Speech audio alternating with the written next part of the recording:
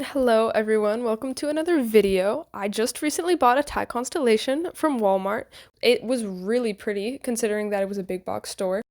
It looked good, but when I actually got down to like the roots and everything, I realized that it was incredibly constrained into the pot.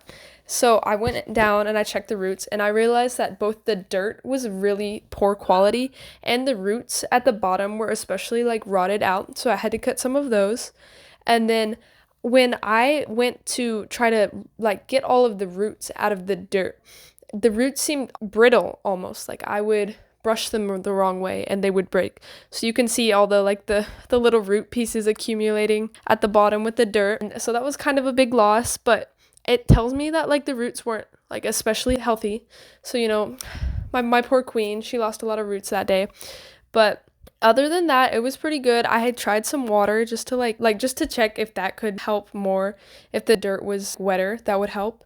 So it worked better, but I still lost a lot of roots just because they weren't as healthy as like one that's homegrown, big box stores. They're not especially healthy, but this one was pretty healthy for one of those big box store plants. So I'm just trying here to get all of the dirt out.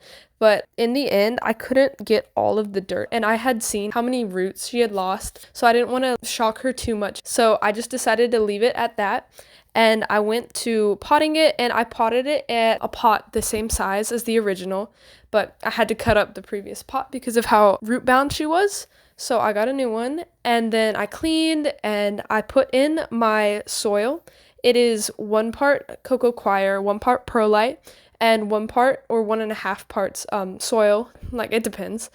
But I just repotted her and then I went on and I watered her because she's a thirsty girl. She just came to my home, so she has to get acclimated, and that acclimation process might take a while.